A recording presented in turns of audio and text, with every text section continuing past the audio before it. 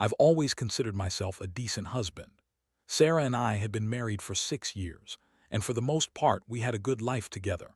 We had a cozy house in the suburbs of Atlanta, a couple of dogs, and a shared love for all things outdoors.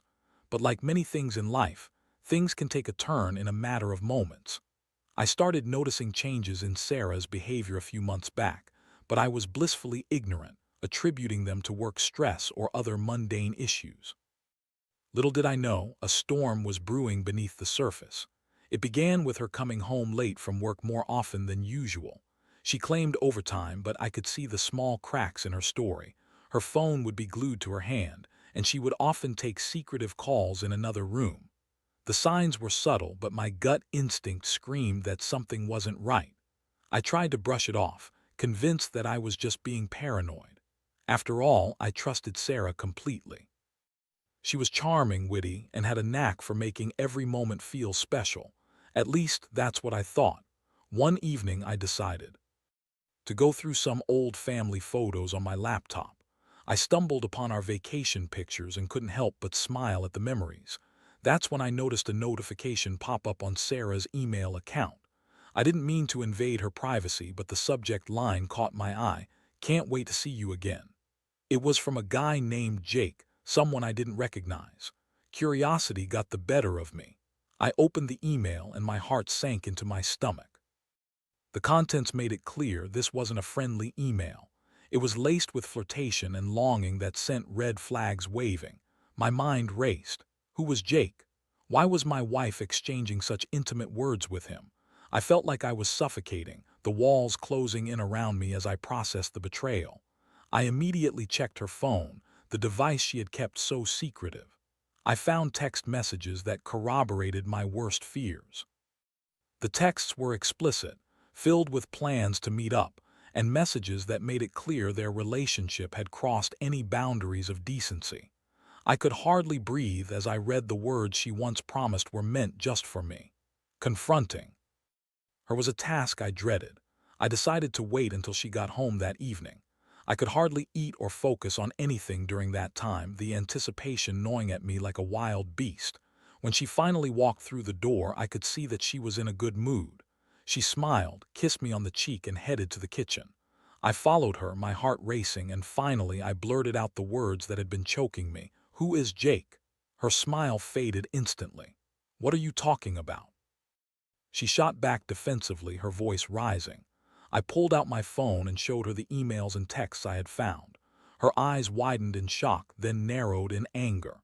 "You went through my stuff, that's an invasion of privacy," she exclaimed, but I could see the guilt creeping into her expression.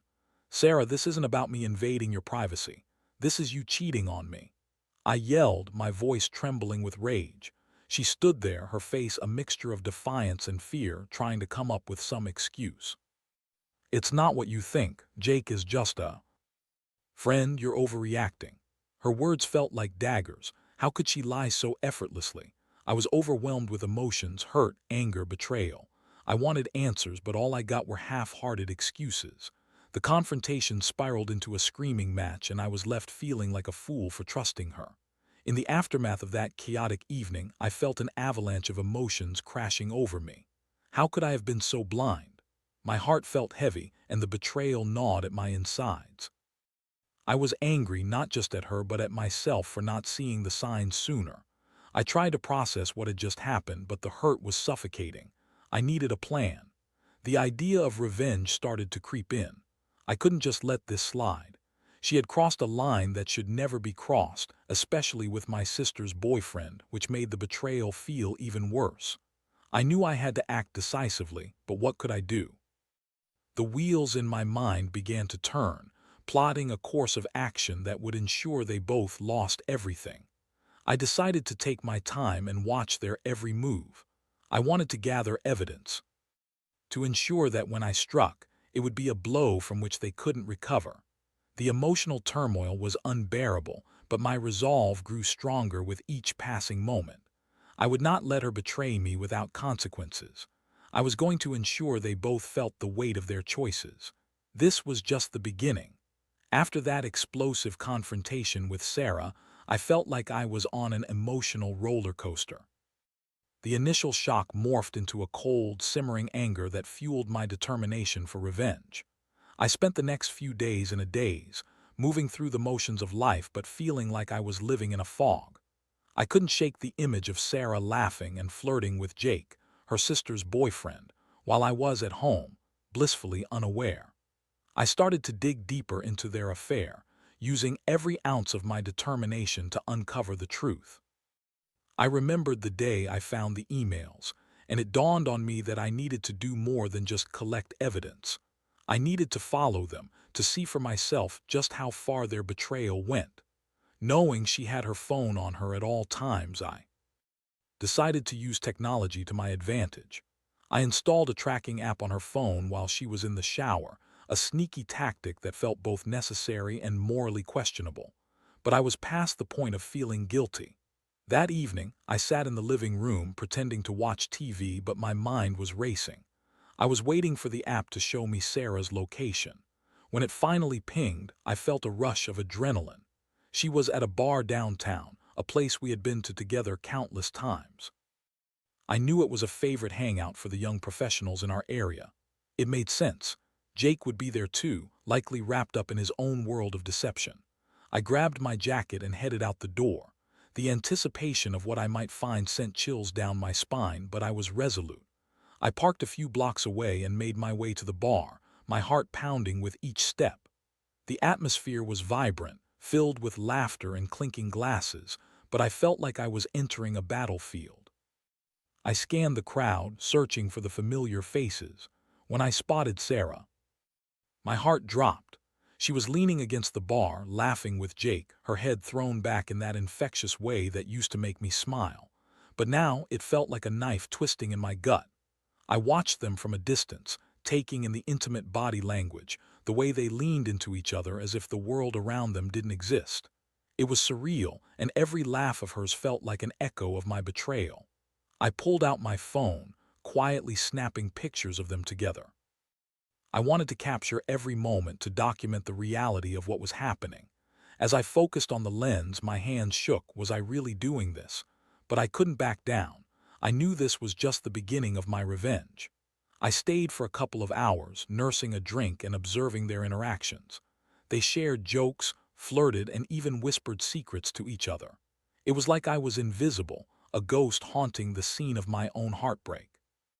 The knowledge that this was my wife and my sister's boyfriend made it even worse. I couldn't believe the level of betrayal they both displayed. Eventually, Sarah and Jake stood up to leave, giggling as they stumbled out of the bar together. I knew I had to act. I followed them, keeping my distance as they made their way to a nearby hotel.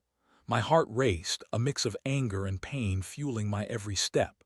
I had to know for sure if they were crossing the final line. As they entered the hotel, my mind raced with possibilities. What if they were just having a drink?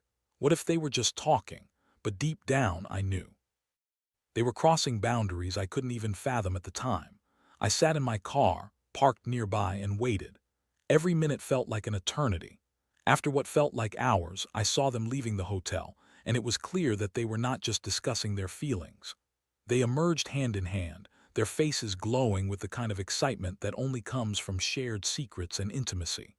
I felt a surge of rage and betrayal wash over me, a wave that was impossible to control.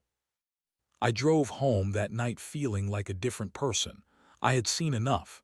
I had collected my evidence, and it was time to put my plan into action. I felt a sense of empowerment coursing through me. I wasn't just a victim anymore. I was in control of the narrative. I began crafting my revenge, plotting how I would expose them both. I felt an unusual thrill at the thought of bringing their world crashing down around them. The days that followed were spent preparing for the fallout. I gathered text messages, photos, and any other evidence I could find. I even reached out to my sister, casually asking about her relationship with Jake. I knew I had to be careful. I didn't want to tip anyone off that I was onto them, but I also wanted to ensure that when the truth came out, it would be devastating. While I plotted, I couldn't shake the emotional toll it was taking on me.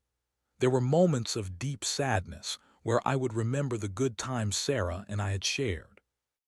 I thought of our wedding day, the vows we exchanged, and the dreams we had built together. But then I would remember the sight of her with Jake, and the pain would resurface, igniting my resolve once more. I was prepared to expose them fully, and I knew I had the means to do so. The stage was set, and I was ready to take the final steps into the confrontation that would change everything. My heart felt heavy, but I was determined to reclaim my dignity and ensure they understood the consequences of their actions. I would not be the fool in this story any longer. I was ready to ignite the fire of revenge, even if it meant burning everything in the process. With a clear plan forming in my mind, I started to gather evidence against Sarah and Jake. Each day felt like a mix of anticipation and dread. I was walking a tightrope, and every step brought me closer to the edge. I had everything I needed, but I had to wait for the right moment to strike. I wanted to ensure that when I exposed them, the fallout would be undeniable, a cataclysm that would shake their worlds to the core. I began by documenting everything with meticulous detail. I created a folder on my computer filled with screenshots of their texts, photos from the bar, and timestamps of their rendezvous. It was a visual diary of betrayal, a concrete reminder of the love I had once cherished now tarnished by infidelity. Each new piece of evidence fueled my anger and determination. I wasn't just going to confront them. I was going to ensure they suffered the consequences of their actions. As I plotted, I kept a close eye on Sarah's movements. I learned her schedule, noting when she had plans with friends or work gatherings. I even started to feign interest in her daily life, asking casual questions about her day that only deepened my resolve to see this through. The deception weighed heavily on me, but it was necessary. I had to maintain the facade to keep her unsuspecting. One Sunday afternoon, I received a text from my sister, Jessica. She mentioned that she was planning a small get-together at her place that following weekend, and she wanted to invite Sarah and Jake.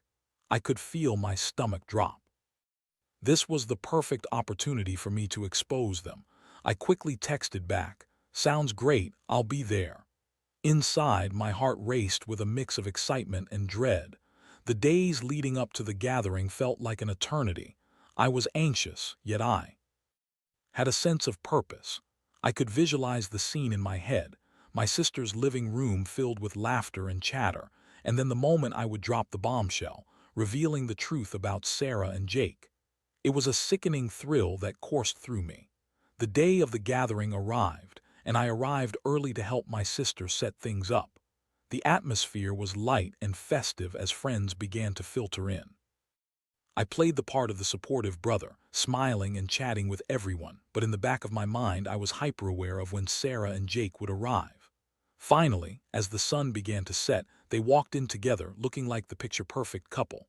I could barely contain my anger as I watched them interact, holding hands and sharing inside jokes. It felt like a slap in the face.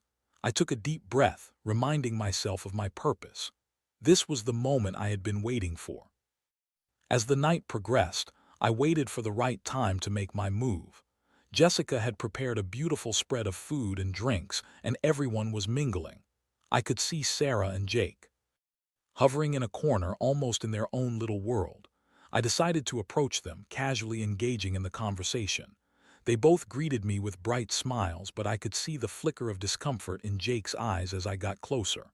"Hey, you two, having a good time?" I asked, forcing a smile. They both nodded, and I could feel Sarah's hand tense in Jake's grip. I decided to push further. "You know, I've been meaning to talk to you guys about something important." "What's up?"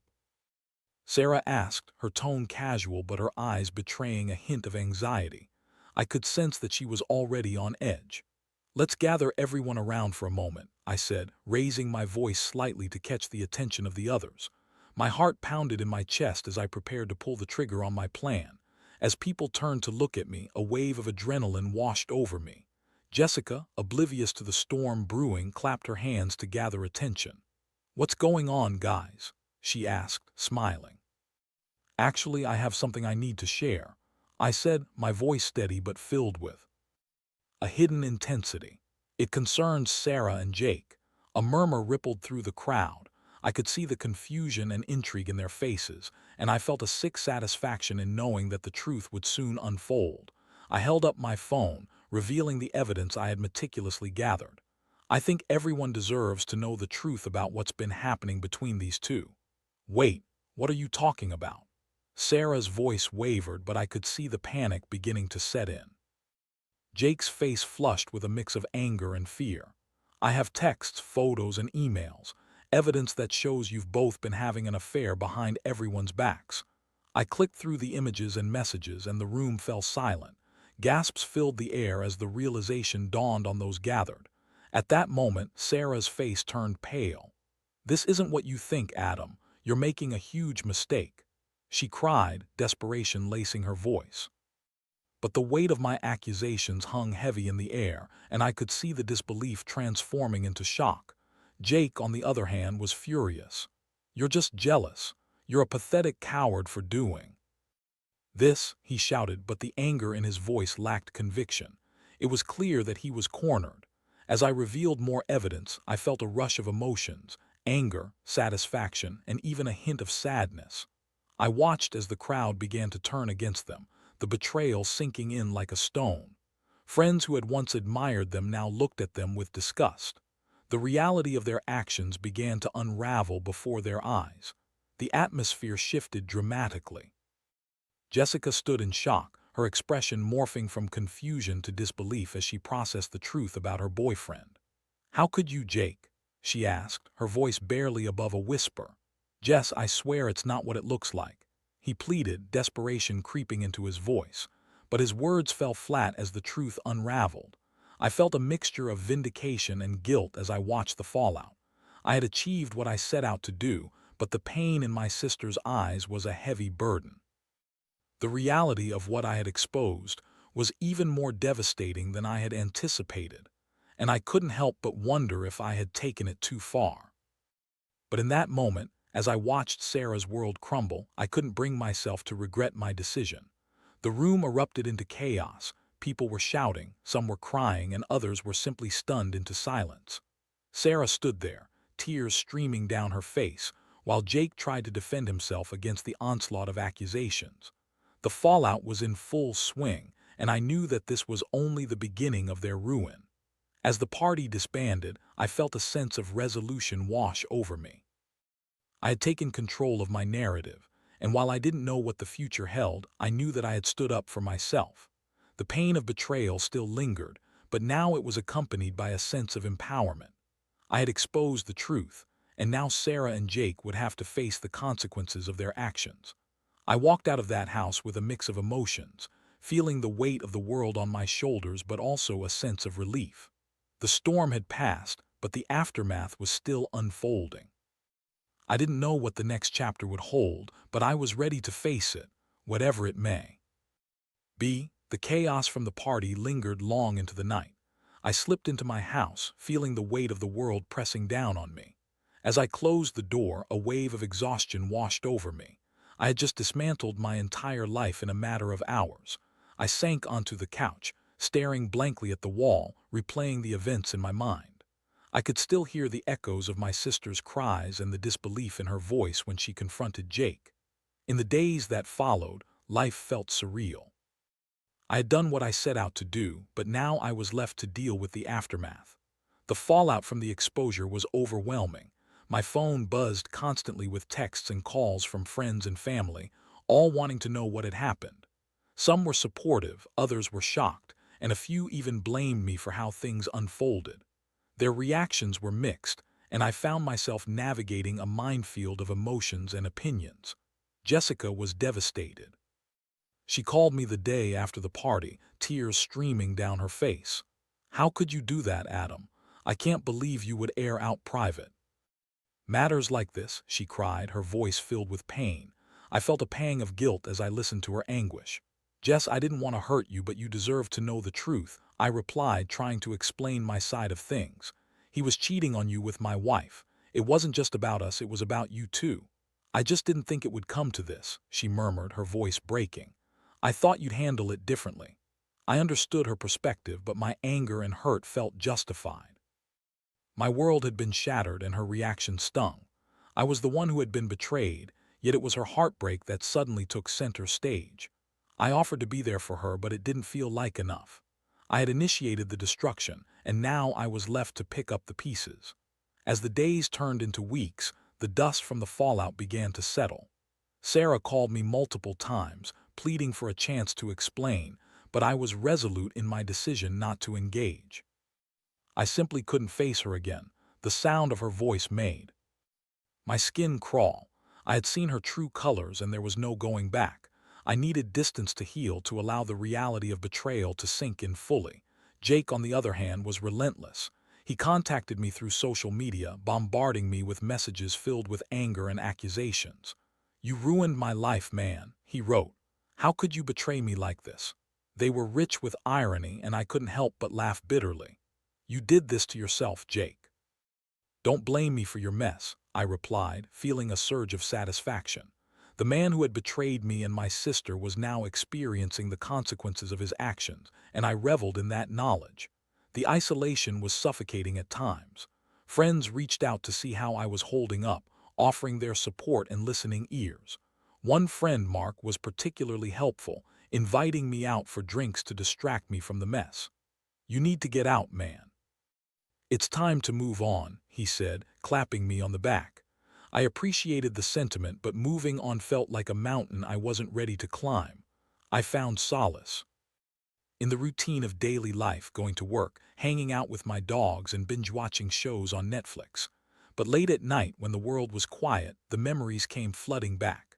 I would replay moments from our marriage, remembering the laughter, the love, and the lies. One night I found myself scrolling through old photos on my phone. I came across images from our wedding day, the laughter, the joy, and the promises we made to each other. It felt bittersweet, a reminder of what once was. I was angry at Sarah for betraying everything we built together, but there was also a part of me that mourned the loss of our relationship.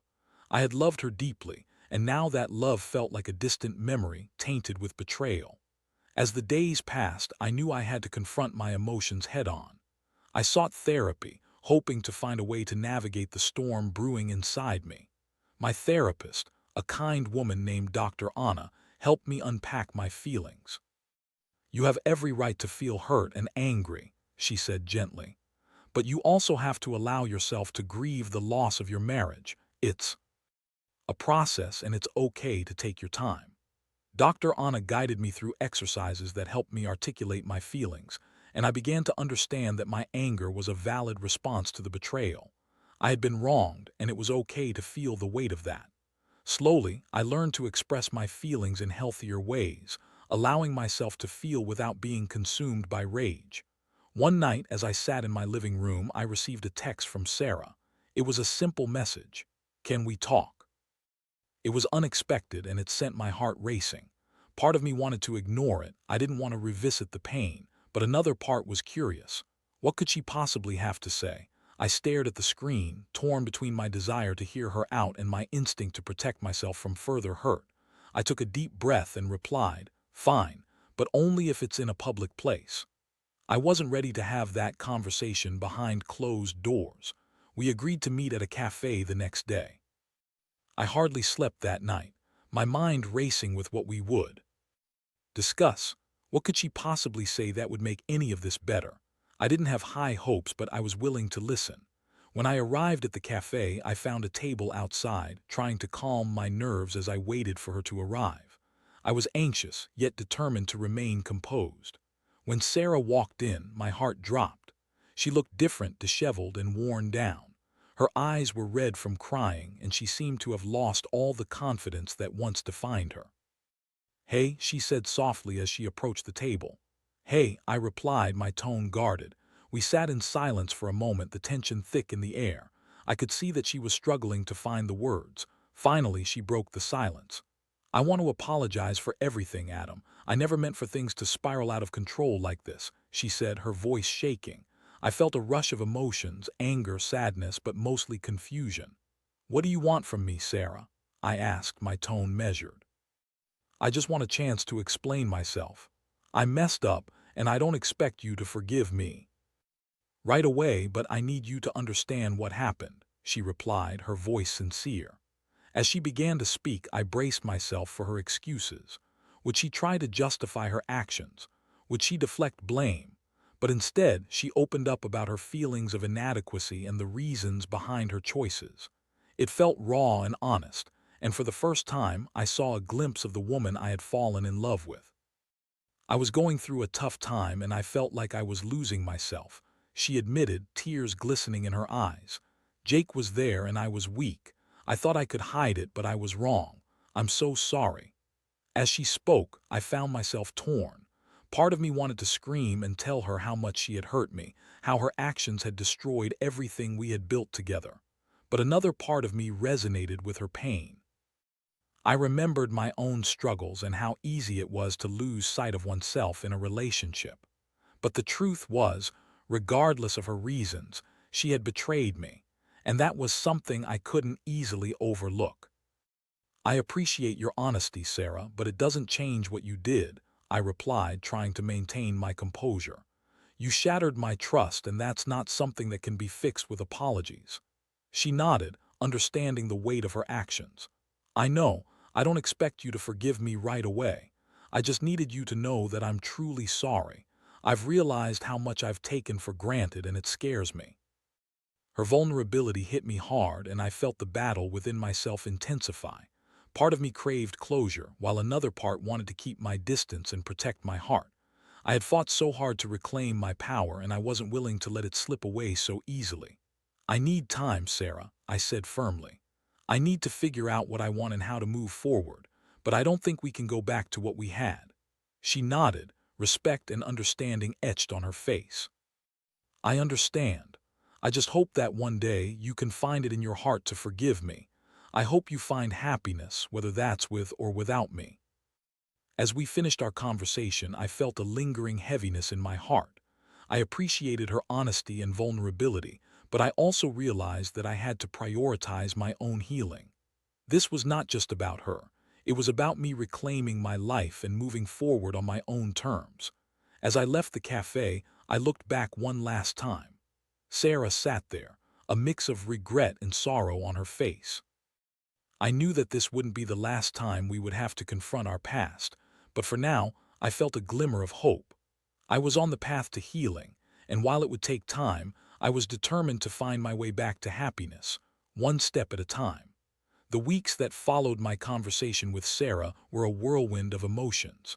I felt like I was navigating a tightrope, trying to balance my anger and hurt with the need to heal and move forward.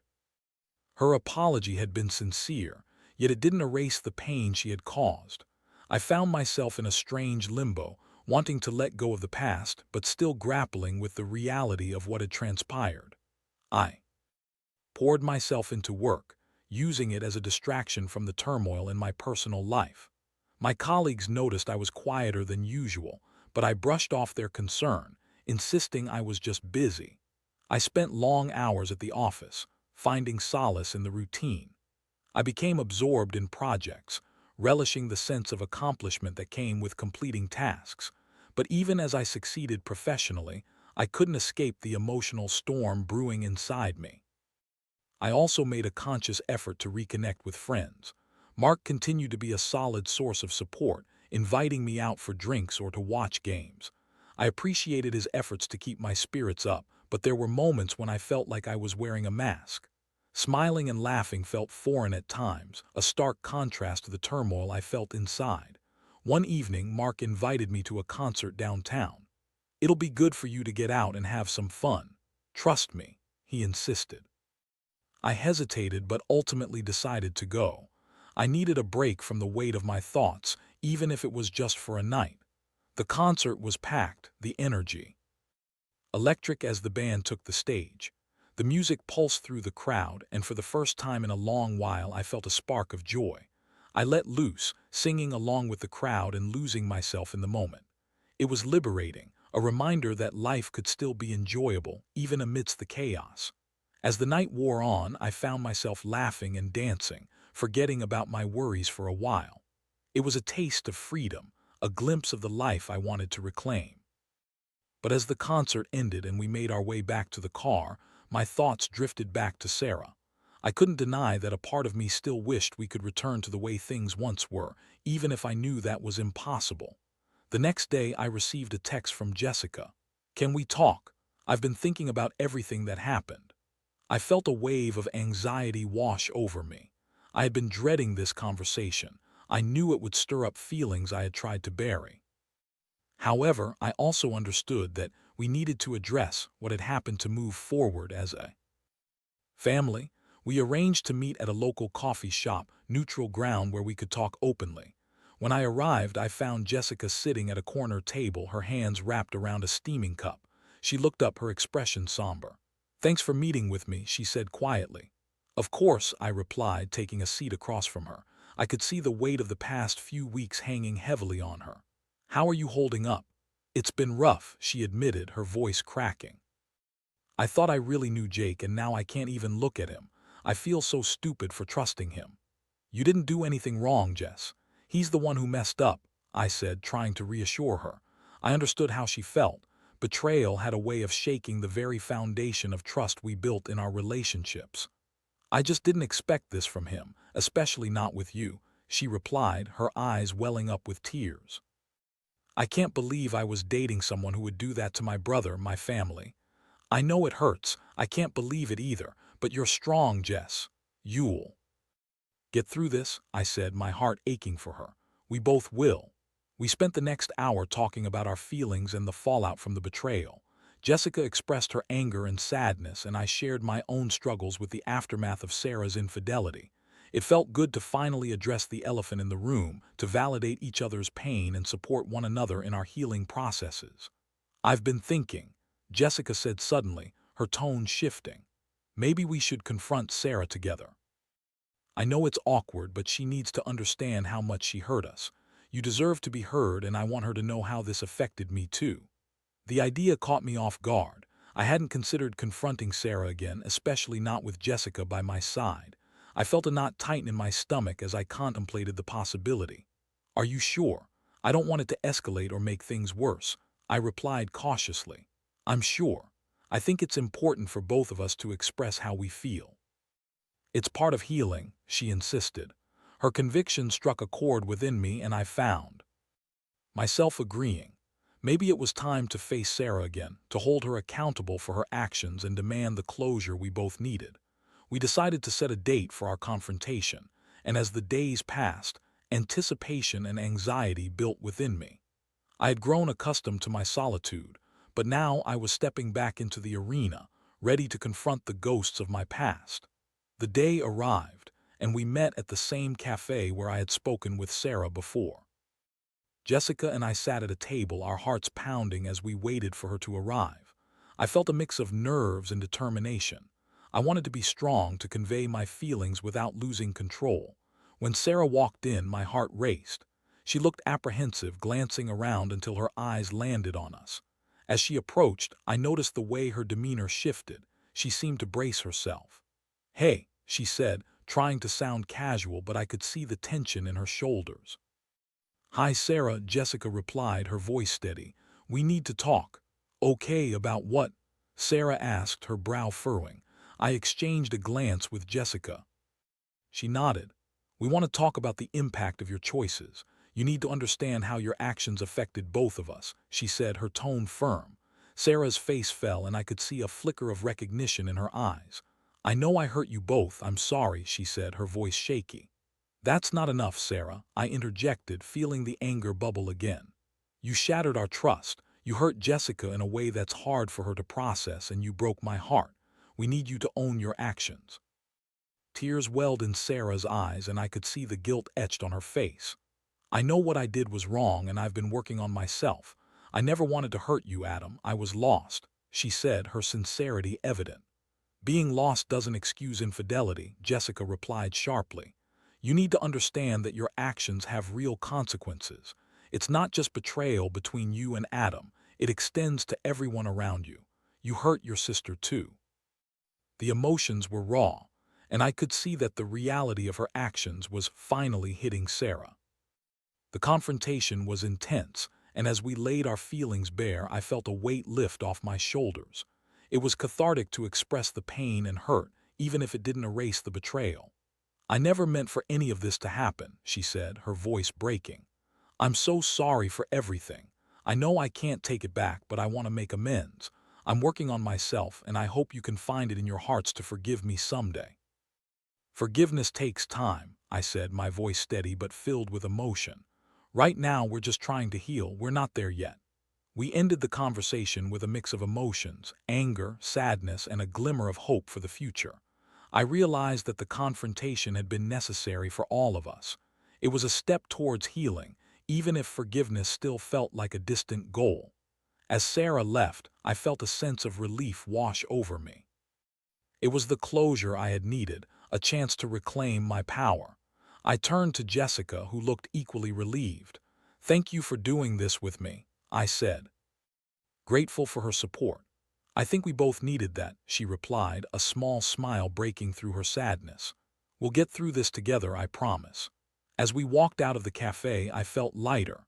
The road to healing wouldn't be easy, but I was determined to navigate it. I was ready to embrace the future, whatever it may hold, and leave the shadows of the past behind. With my sister by my side, I felt like I could face anything. The journey ahead wouldn't be simple, but I was ready to find my way back to happiness. The weeks following my confrontation with Sarah and the emotional dialogue with Jessica were pivotal in my journey toward healing. I felt as if a heavy fog had lifted. The shadows of betrayal began to fade, allowing me to embrace a clearer path forward. It wasn't easy, but through the chaos, I discovered strength I didn't know I had. Life continued to unfold in unexpected ways. I focused on rebuilding my relationships, not just with Jessica, but with friends and family who had supported me through the turmoil. I made a conscious effort to immerse myself in activities that sparked joy. I reconnected with old friends, took up photography, and explored new hobbies that had previously taken a backseat in my life. It was liberating, a breath of fresh air that fueled my spirit. As I kept moving forward, Sarah's presence became a distant memory rather than a painful reminder. I had not completely closed the door on her, but I was careful not to let old wounds dictate my new reality. I was learning to prioritize my own happiness and growth without the weight of the past holding me back. One evening, as I was scrolling through social media, I noticed a post from Jessica. She had shared a photo showcasing her new apartment, one filled with sunlight and vibrant plants. The caption read, "New Beginnings." I felt a swell of pride for her. She had taken steps to reclaim her life too, and the journey of healing seemed to be unfolding for both of us. As summer rolled in, the world felt alive with possibilities. One Saturday afternoon, I joined Mark and a couple of other friends for a hiking trip. The sun was shining and the fresh air felt invigorating. As we reached the summit, I stood there taking in the breathtaking view. I felt a rush of gratitude wash over me, the mountains, the sky, the laughter of my friends.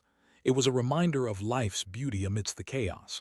When I returned home that evening, I received a text from Sarah. Part of me braced for confrontation, but instead, it was a heartfelt message. "I just wanted to say thank you for allowing me to express my feelings. I've been working on myself and reflecting on the past. I hope you're finding peace." I stared at the message for a while, contemplating my response. Part of me wanted to lash out to remind her of the pain she had caused, but I found myself taking a deep breath instead. "I appreciate your message, Sarah. I hope you're doing well too," I replied, keeping it neutral. It was a small step toward closure, but a necessary one. As the weeks turned into months, I continued to focus on my personal growth. I even began dating again, cautiously opening my heart to the possibility of love. The first few dates were nerve-wracking, each one filled with a mix of excitement and anxiety. But with every step, I learned to trust again, to embrace vulnerability without fear of betrayal. One night, I found myself on a lovely dinner date with a woman named Emily. We met through mutual friends and hit it off instantly. As we shared stories and laughter, I felt a genuine connection form. It felt good to be able to experience joy again, to let someone into my life without the shadows of the past weighing down the moment. As my relationship with Emily blossomed, I found myself reflecting on my journey. I had been through the fire and emerged stronger, more self-aware. I had learned valuable lessons about trust, love, and the importance of self-worth. The betrayal I had endured had ignited a spark within me, a determination to live authentically and embrace life fully. One evening, while sitting on the porch with Emily, I shared fragments of my past with her. I opened up about my experiences with Sarah and how it had shaped who I was today. It's made me appreciate what I have now even more, I said, looking into her eyes filled with sincerity. Everyone has a past, and it's how we learn and grow, Emily replied, her voice warm and understanding. What matters is how we choose to move forward. Her words resonated deeply with me. I realized that while the scars of betrayal would always be a part of my story, they didn't define my future. I was no longer the man who had been blindsided by infidelity. I was someone who had risen from the ashes, ready to embrace love and life on my own terms. As summer turned to fall, I found myself feeling lighter, more at ease with my choices. I had transformed my pain into resilience, and the journey had brought me to a place of clarity. I cherished the relationships I had rebuilt and the new ones I was forming. The lessons I had learned were profound. Trust was precious, love was a choice, and forgiveness was a gift I gave to myself. I had found my footing again, and while the journey was far from over, I felt equipped to handle whatever lay ahead. In the end, I learned that life was not just about the pain we experience, but also about how we choose to rise above it. I had faced the storm and emerged stronger, determined to write the next chapter of my life with hope, courage, and love. I was ready to embrace the future, one step at a time.